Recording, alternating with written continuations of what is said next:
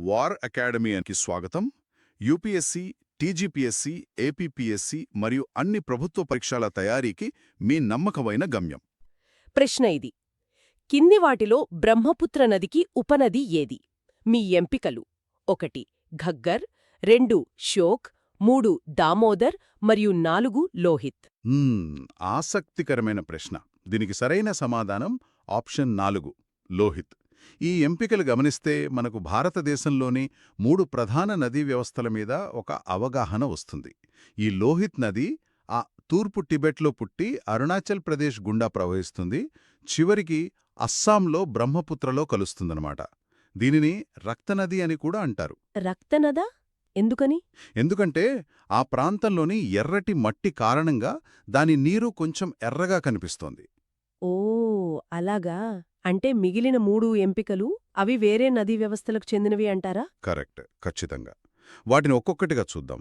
Option 1 Ghaggar. ఇది గంగానదికి ఉపనది. నేపాల్లో దీన్ని కర్నాలి అని కూడా పిలుస్తారు. ఓకే. ఇక రెండోది ష్యోక్.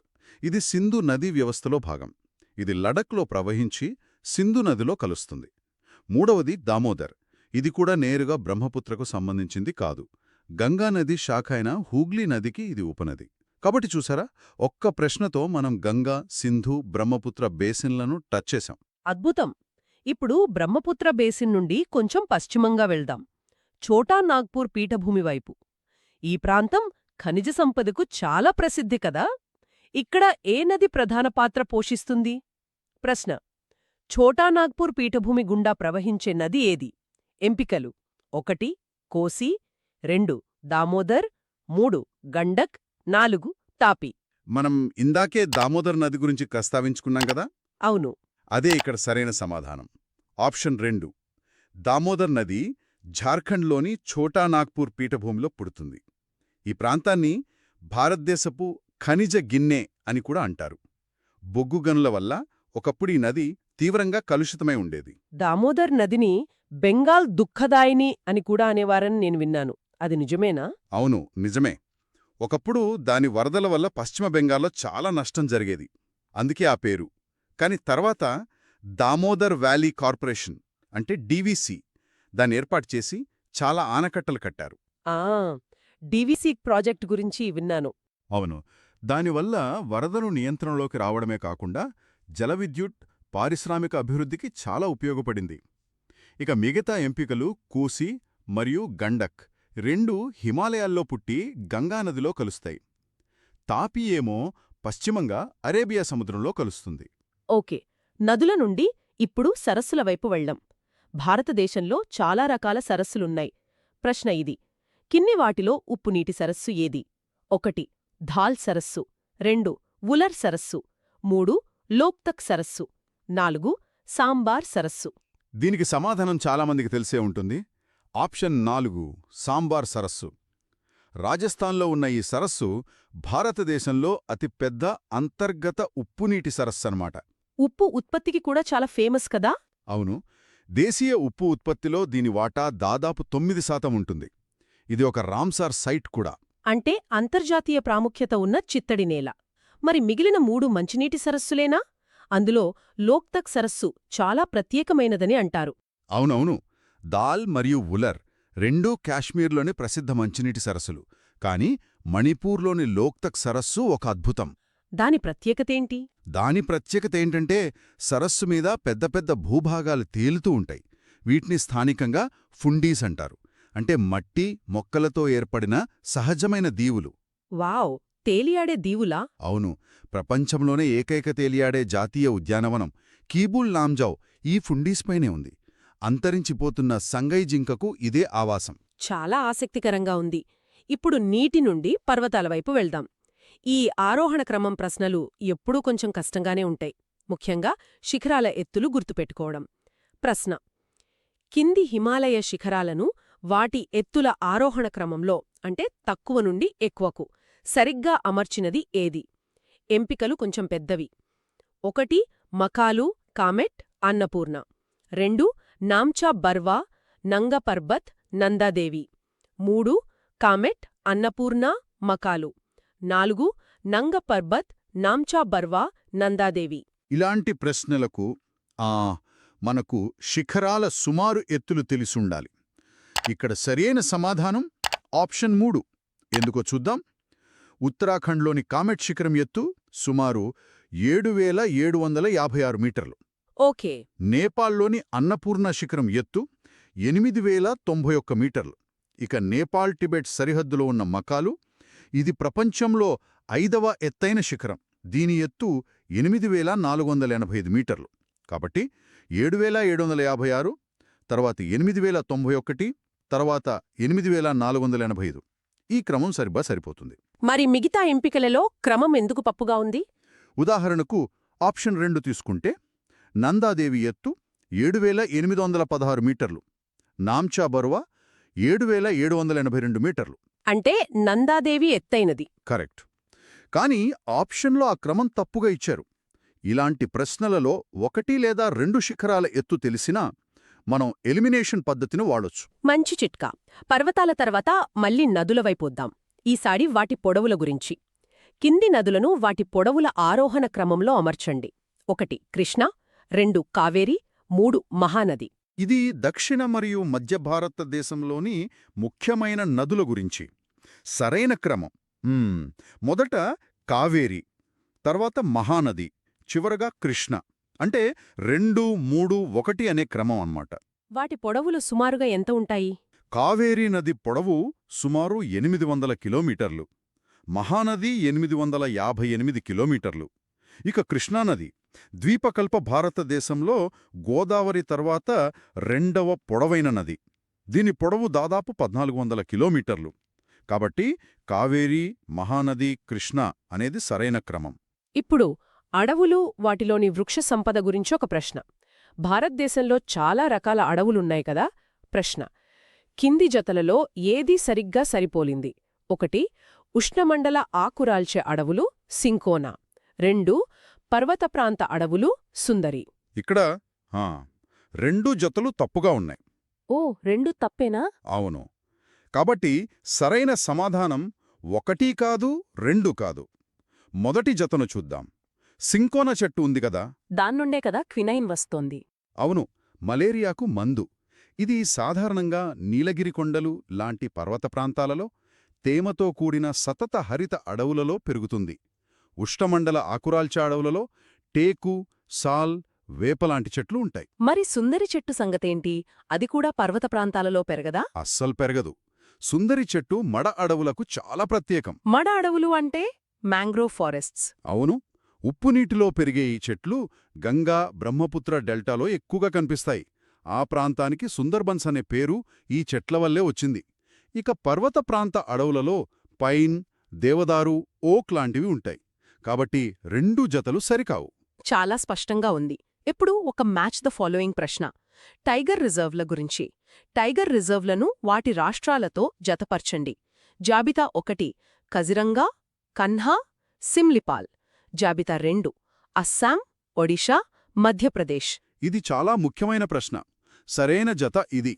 కజిరంగా అస్సాంలో ఉంది, రైట్. కన్హా మధ్యప్రదేశ్లో ఉంది, మరియు సిమ్లీపాల్ ఒడిషాలో ఉంది. కాబట్టి 1కి 1, 2కి 3, 3కి 2. కజిరంగా కేవలం పులులకే కాదు, ఒంటి కొమ్ము ఖడ్గమృగాలకు కూడా ప్రసిద్ధి. అవును, రుడ్జార్డ్ కిప్లింగ్ ది జంగల్ బుక్కుకు కన్హా ప్రేరణ అని అంటారు కదా? అవునవును. ఇక సిమ్లీపాల్ ఒడిషాలోని ఒక ముఖ్యమైన బయోస్పియర్ రిజర్వ్లో భాగం. ఇప్పుడు మళ్ళీ నదుల దగ్గరికి వద్దాం. ఈసారి ఒక ద్వీపం గురించి. మజులి ద్వీపం భారతదేశంలోని ఏ నదిలో ఉంది? గంగా, గోదావరి, బ్రహ్మపుత్ర లేదా నర్మదా? సరైన సమాధానం బ్రహ్మపుత్ర. మజులి కేవలం ఒక ద్వీపం కాదు, అదొక సాంస్కృతిక కేంద్రం. ప్రపంచంలోనే అతిపెద్ద జనావాస నదీ ద్వీపమది.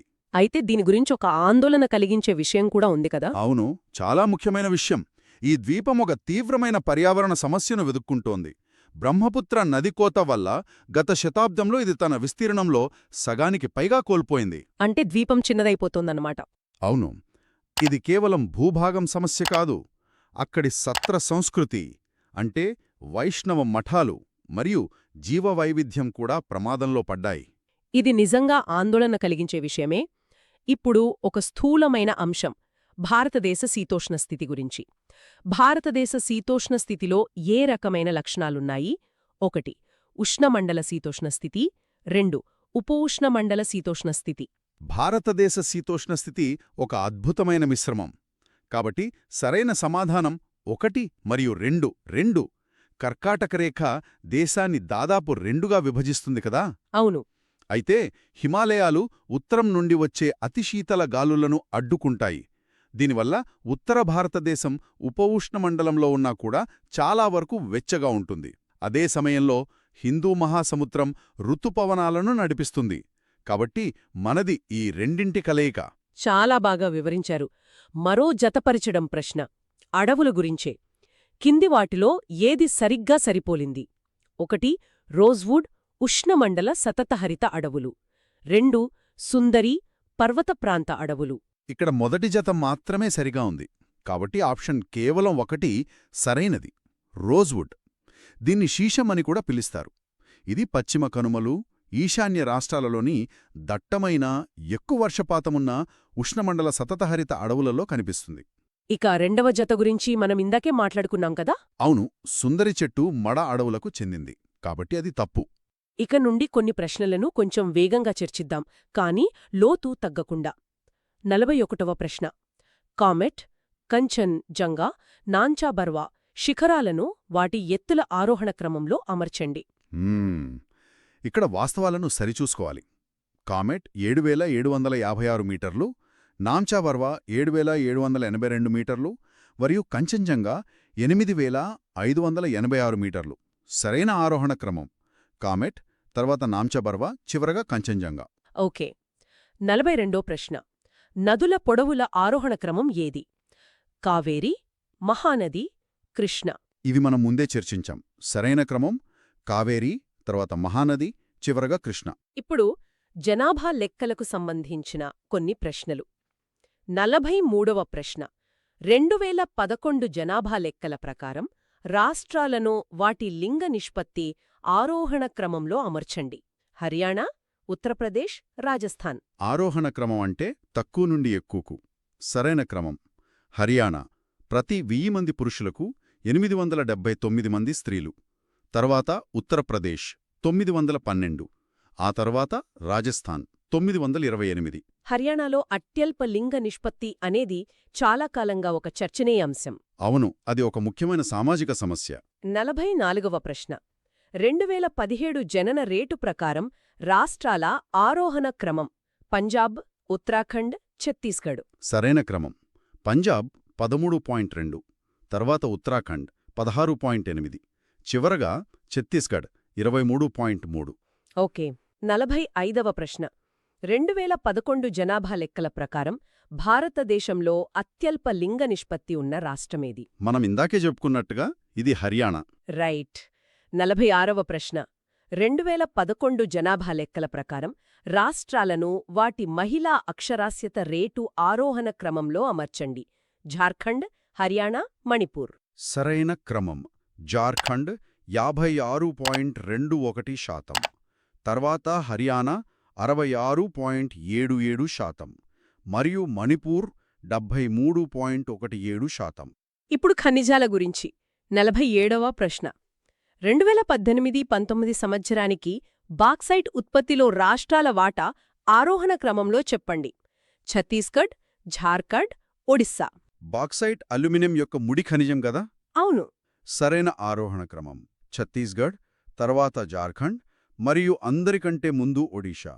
భారతదేశంలోని మొత్తం బాక్సైట్ ఉత్పత్తిలో ఒడిస్సా వాటా 65% కంటే ఎక్కువ. 65%? అది చాలా ఎక్కువ. అవును, అద్భుతమైన ఆధిక్యత. ఈరోజు చివరి ప్రశ్న హీరాకూడ్ డ్యాం ఏమనదిపై నిర్మించబడింది? ఇది మహానదిపై నిర్మించారు. ఒడిస్సాలోని సంబల్పూర్ దగ్గర ఉంది. హీరాకూడ్ డ్యాం స్వాతంత్ర్యం తర్వాత భారతదేశం చేపట్టిన మొట్టమొదటి బహుళార్థ సాధక నదీలోయ ప్రాజెక్టుల్లో ఒకటి. ప్రపంచంలోని పొడవైన మట్టి కట్టలలో ఒకటిగా కూడా ప్రసిద్ధి చెందింది కదా. ఖచ్చితంగా. ఈ చర్చ చాలా ఆసక్తికరంగా సాగింది. కేవలం ప్రశ్న సమాధానాలుగానే కాకుండా ప్రతి అంశం వెనుక ఉన్న భౌగోళిక, పర్యావరణ ప్రాముఖ్యతను కూడా మనం స్పృశించాం. నిజమే. ఒక విషయాన్ని బహుముఖ కోణాల్లోంచి అర్థం చేసుకున్నప్పుడే ఆ జ్ఞానం మనతో ఉంటుంది. ఇప్పుడు ఎప్పటిలాగే మన శ్రోతల కోసం ఒక ఆలోచింపజేసే ప్రశ్నతో ముగిద్దాం. తప్పకుండా. ఈరోజు మన ప్రశ్న: కింది జతలలో ఏది సరిగ్గా సరిపోలింది? 1 ముళ్ళ అడవులు మరియు కుందేలు, 2 మడ అడవులు, అరుదైన ఎర్రపాండ. ఈ ప్రశ్నకు సరైన సమాధానం గురించి ఆలోచించండి. వచ్చేసారి మరో ఆసక్తికరమైన అంశంతో కలుద్దాం.